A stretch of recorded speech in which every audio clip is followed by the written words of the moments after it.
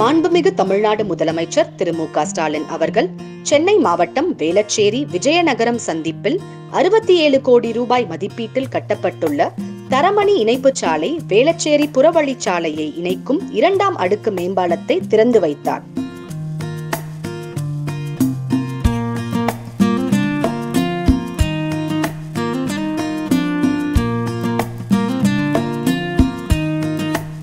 மாண்புமிகு தமிழ்நாடு முதலமைச்சர் திரு மு.க. ஸ்டாலின் அவர்கள் கொரோனா பெருந்தொற்று குறைந்ததையொட்டி மடுவின்கரை சென்னை மாநகராட்சி பள்ளிக்கு சென்று மீண்டும் பள்ளிக்கு பயில வருகை தந்த மாணவ செல்வங்களுக்கு கல்வி உபகரணங்கள் மற்றும் இனிப்புகள் வழங்கி அன்புடன் வரவேற்றார்.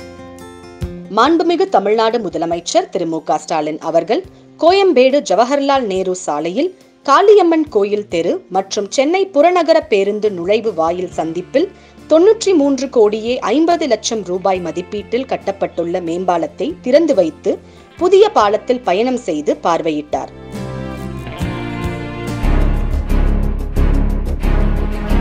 மாண்புமிகு தமிழ்நாடு முதலமைச்சர் திரு மு.க. ஸ்டாலின் அவர்கள் சென்னை கோயம்பேடு புறநகர் பேருந்து நிலைய வளாகத்தில் 75வது சுதந்திர திருநாள் கொண்டாட்டத்தின் தொடர்ச்சியாக தமிழ்நாடு அரசின் செய்தி மக்கள் தொடர்புத்துறை சார்பில் தீர தியாகிகளின் வீர பெருமிதங்களை நினைவு கூர்ந்து போற்றும் வகையில் விடுதலை போரில் தமிழகம் என்ற புகைப்பட கண்காட்சியை திறந்து வைத்து பார்வையிட்டார்.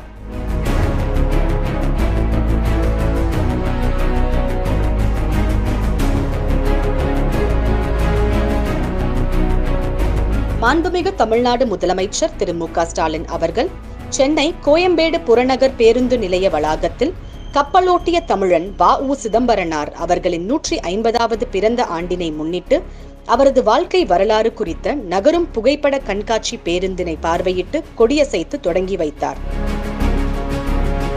மாண்புமிகு தமிழ்நாடு முதலமைச்சர் திரு மு.க. ஸ்டாலின் அவர்கள் காஞ்சிபுரம் அருள்மிகு ஏகாம்பரநாதர் மெட்ரிகுலேஷன் மேல்நிலை பள்ளியை காணொலி காட்சி வாயிலாக தொடங்கி வைத்து அப்பள்ளி மாணவர்களுக்கு சீருடை மற்றும் புத்தக பைகளை வழங்கினார்.